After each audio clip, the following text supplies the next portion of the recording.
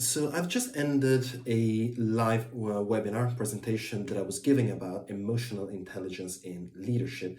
And I was asked a very interesting question that I want to share with you. Basically, we know that emotional intelligence is important. We know that it can do great things. We know that it's not just about being self aware, just about being mindful. It's actually a skill that requires work and a process. And we can agree on all of this. But when it comes to doing it with a team, when it comes to selling, in a way, this idea to C level, to the rest of your team, to get people to follow you on your path because you know how great and useful it can be for the team, for the company. How do you do it?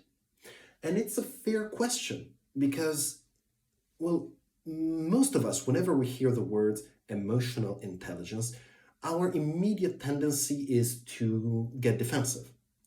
And I blame this 100% on the fact that we have been told for some reason, not exactly sure which one, to think that emotions have very little place in the world of work, which is, I still to this day don't understand why. Why should you remove them completely from the way you work and interact with other people professionally? It would be just as absurd as allowing them to run free without any constraint and any control in your life. That's also not acceptable.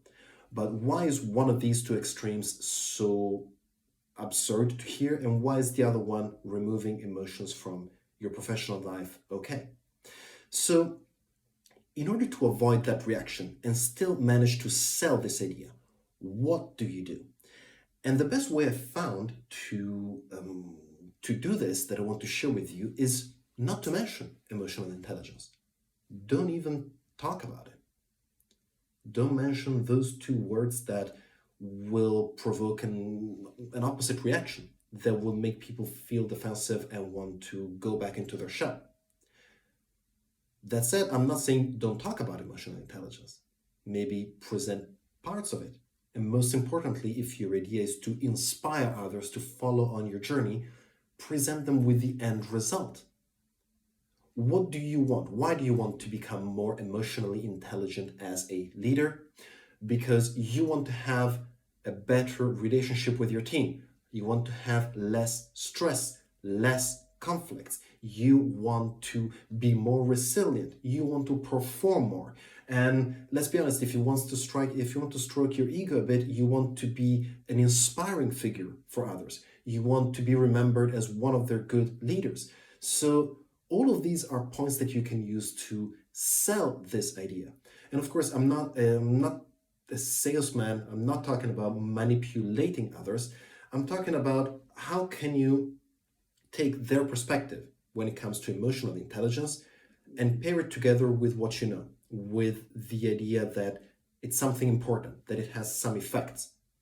One example is looking at how emotional intelligence can build trust. If the people are driven by numbers, the ones in front of you, well, think about showing how emotional intelligence in leadership and in a company builds trust, and how trust is connected to performance, it's connected to stress reduction, is connected to better productivity and more commitment to the team and to leadership.